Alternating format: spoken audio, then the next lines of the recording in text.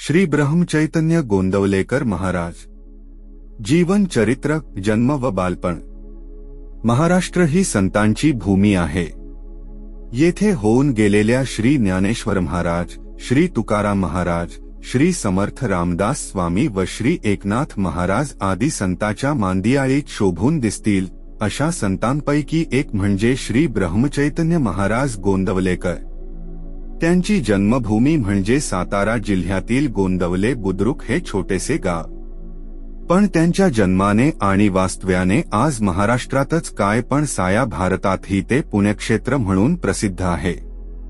श्री महाराजांच्या घराण्यात पंढरीची भक्ती आणि वारी 7 पिढ्या चालत आलेली होती। अशा या सात्विक कुटुंबात रावजी आणि सौ गीताबाई या जोडप्याचे पोटी बुधवार माघ शुद्ध द्वादशी शके 1766 इस 19 फेब्रुवारी 1845 या दिवशी सूर्योदयाच्या सुमारास श्री महाराजांचा जन्म झाला। त्यांचे आजोबा लिंगोपंत आणि सौ राधाबाई यांना तर अत्यानंद झाला। पाळण्यात नाव गणपती असे ठेवले। हे गौरवर्णी गुटगुटीत आनंदी बाळ साहजिकच सर्वप्रिय झाले।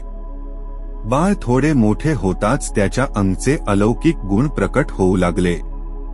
भगवत भजनाची अतोनात आवड, एकपाठीपणा, तसेच अन्नदानाचे अतीव प्रेम आणि दीनदुबळ्यांचा कळवळा पाहून आजोबा धन्य झाले। पुढे योग्य वेळी मुंज झाल्यावर गणूने उपाध्यायांकडून त्यांची सारी विद्या अगदी अल्पावधीतच आत्मसात केली। अध्यात्माची ओढ वाढतच होती आणि अखेर 9व्या वर्षीच 2 सोबत्यांसह गणूने गुरुशोधार्थ घरातून पलायन केले। पण त्यांचा लवकरच शोध लागला आणि हा प्रयत्न विफल झाला। 11व्या वर्षी गणूचा विवाह करण्यात आला। त्यानंतर लवकरच आजी व आजोबा दोघेही स्वर्गवासी झाले। पुढे योग्य वेळी मुंज झाल्यावर गणूने उपाध्यायांकडून त्यांची सारी विद्या अगदी अल्पावधीतच आत्मसात केली। इकडे गुरुभेटीची तळमळ वाढतच होती। त्यांच्या ठिकाणी जन्मत अत्यंत तीव्र अध्यात्म वृत्ती होती व श्री एकनाथ व श्री समर्थ यांच्याप्रमाणे अगदी लहानपणापासून आपल्या जीवित कार्याची स्पष्ट जाणीव त्यांना होती। ब्रह्मज्ञानाचे आपले ध्येय गाठण्यासाठी सर्वस्वाचा त्याग करण्यास त्यांनी मागे पुढे पाहिले नाही व अखेर वयाच्या 12व्या वर्षी आईला किंचितशी सूचना देऊन स्वारीने एके रात्री गुपचूप फक्त एका लंगोटीनिशी प्रयाण केले आणि गुरुशोधार्थ भारत भ्रमण सुरू केले। सद्गुरु शोध व अनुग्रह या भ्रमणात श्री महाराजांनी तत्कालीन बहुतेक संतांच्या भेटी घेतल्या। हरिपूर, सांगली येथील साध्वी राधाबाई, मिरजेचे सत्पुरुष अण्णाबुवा, सटाण्याचे देव मामलेदार, अक्कलकोटचे श्री स्वामी, उमणाबादचे माणिक प्रभू, काशीचे तैलंग स्वामी, दक्षिणेश्वरचे श्रीरामकृष्ण परमहंस आदी सर्वांनी अतिप्रेमाने त्यांना जवळ केले, पण तुझे गुरुपद माझेकडे नाही म्हणून सांगितले। अखेर गोदातीरी श्री समर्थ संप्रदायी श्रीरामकृष्ण यांनी दर्शन देऊन येहळेगामच्या श्री तुकाराम चेतन्यांकडे जाण्यास सांगितले। तेथे गेल्यावर मात्र त्यांना पूर्ण समाधान झाले। 9 महिने तेथे त्यांनी अविश्रांत गुरुसेवा केली। गुरूंनी खडतर कसोट्या घेऊन त्यांची देहबुद्धी पूर्णपणे नष्ट झाल्याची खात्री करून घेतली। अखेर संतुष्ट होऊन अनुग्रह केला आणि ब्रह्मचैतन्य असे नाव ठेवले। मनासारखा सद्गुरू भेटल्यावर त्याने सांगितलेल्या मार्गाने जाऊन वयाच्या केवळ 15व्या वर्षी त्यांनी पूर्ण सिद्धावस्था प्राप्त करून घेतली।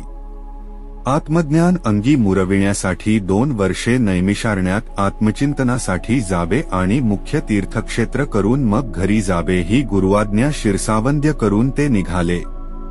गोंदवल्यास वास्तव्य श्री तुकामाईंच्या सांगण्याप्रमाणे तीर्थाटन करून 9 वर्षांनी गोंदवल्यास जाऊन घरी प्रकट झाले। सर्वांना आनंद झाला। 9 वर्षे आपली वाट पाहणाऱ्या पत्नीला ते माहेराहून घेऊन आले। पुढे तिच्यासह गुरुदर्शनास गेले आणि नाशिक येथे सुमारे 6 महिने वास्तव्य करून त्यांनी तिची नामस्मरणात व ध्यानधारणेत उत्कृष्ट तयारी करून घेतली। वर्षभरानंतर तिला पुत्ररत्न झाले, पण लवकरच तो मुलगा देवाघरी गेला आणि पाठोपाठ ती स्वतः ही वैकुंठवासी झाली।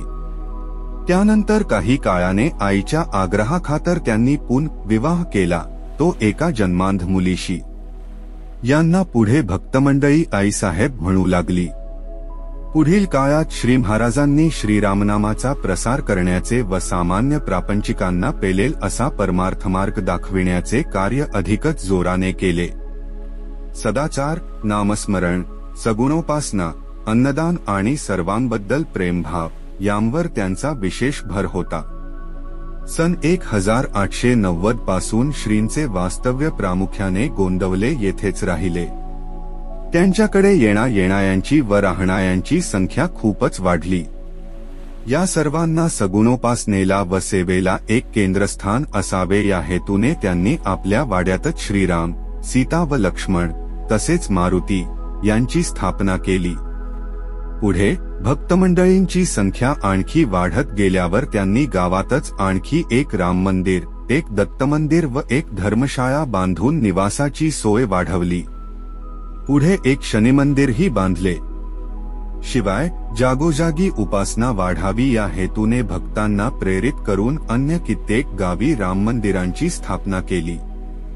श्री महाराजांनी 1901 मध्ये मातू श्री गीताबाई व अनेक भक्तमंडळी यांसह काशीयात्रेसाठी प्रयाण केले. त्यात त्रिस्थळी झाल्यानंतर गीताबाईंनी अयोध्येत देह ठेवला.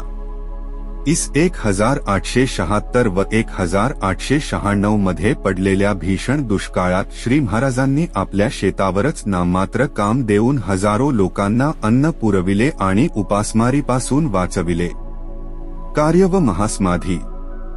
ब्रह्मस्वरूपी विलीन झालेले श्री महाराज हे पूर्णत्वाप्रत पोहोचलेले संत होते यात शंका नाही. देहबुद्धी मुळापासून जाळून टाकल्यामुळे त्यांच्या आचारात, विचारात आणि उच्चारात चुकून देखील मीपणा व माझेपणा दिसायचा नाही, हेच त्यांच्या पूर्णत्वाचे गमक होय. अर्थात स्वतःबद्दल काहीच करायचे उरल्यामुळे केवळ जगाचे कल्याण व्हावे एवढीच त्यांची भावना होती. आपण जो ब्रह्मानंद सेवन करतो तो सर्वांनी सेवावा व धन्य होऊन जावे या एकाच प्रेरणेने प्रभावित होऊन सर्व प्रकारच्या लोकांना त्यांनी जवळ केले. प्रपंचामध्ये परमार्थ कसा आणावा याचा ज्ञानकोश म्हणजे त्यांचे चरित्र. प्रापंचिकाच्या प्रत्येक आध्यात्मिक शंकेचे उत्तर त्यांच्या चरित्रात सापडते. प्रापंचिक लोकांसाठी हा खटाटोप करीत असताना त्यांना अकारण निंदा, अपमान, छळ व कमीपणा सोसावा लागला. तरी देखील सर्वांनी भगवंताच्या मार्गी लागावे म्हणजे भगवंताचे नाम घ्यावे म्हणून शेवटचा श्वास असे तोपर्यंत त्यांनी प्रयत्न केला आणि केवळ जनहितार्थ आपले आयुष्य वेचून आणि सर्वस्व देऊन असंख्य लोकांना भगवंताच्या नामाचा व प्रेमाचा महिमा पटवून दिला.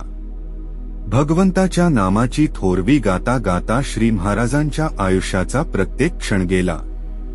नामाचे महत्त्व सांगण्यासाठी ते जन्माला आले. नामाच्या महत्त्वाचे त्यांनी जन्मभर गायन केले आणि आपल्या आयुष्याचे शेवटचे क्षण नामाचे महत्त्व सांगण्यातच त्यांनी घालविले.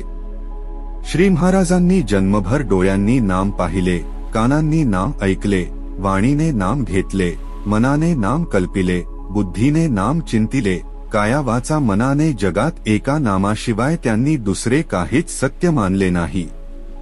सोमवार, मार्गशीर्ष कृष्ण दशमी शके 1835 इस 2 डिसेंबर 1913 या दिवशी पहाटे 5:55 वाजता जेथे ना तेथे माझे प्राण ही सांभाळावी खूण हे शेवटचे शब्द उच्चारून या महापुरुषाने आपला देह ठेवला.